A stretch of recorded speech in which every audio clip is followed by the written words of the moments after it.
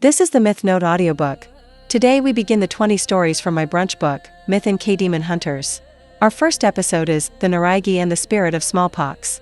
I remember the coral Norigae my mother-in-law gave me on my wedding day. At the time, I simply thought it was beautiful, red coral, jade ornament, graceful curves.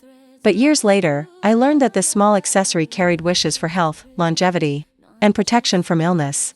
For women in the past, a Norigae was not just decoration. It was a charm worn close to the body, a quiet shield against disease and misfortune. Recently, I watched a performance by K-Demon Hunters.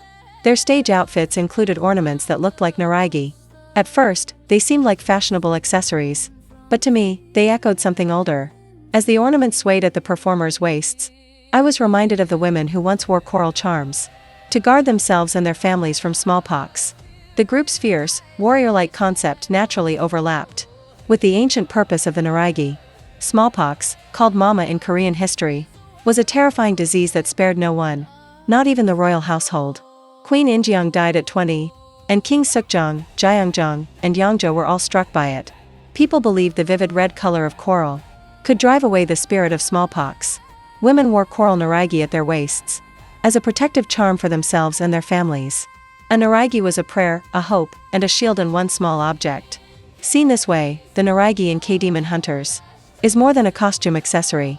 It is a modern reinterpretation of a traditional charm, a bridge connecting past and present, linking the women who battled illness with the warriors who confront symbolic evil on stage.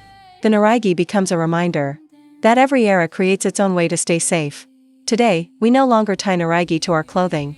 Instead, we use other forms of protection. Smartwatches, health monitoring rings, and digital devices track our heartbeat, sleep, and stress. These tools function as our modern protective charms. We live with invisible threats, viruses, exhaustion, uncertainty, and we carry our own amulets to face them. The Norigae from my wedding day, the glowing ornament on the K-pop stage, and the coral formed deep in the sea, all come from different worlds, yet share the same purpose: to open a path through fear, to guard the person who carries it, and to keep alive a small, persistent hope. As I write, I quietly ask myself, how do we protect our lives today? Perhaps we, too, carry a modern Norigae, a small wish for safety that stays close to our bodies every day. Myth commentary. The Norigae has long symbolized protection in Korean culture.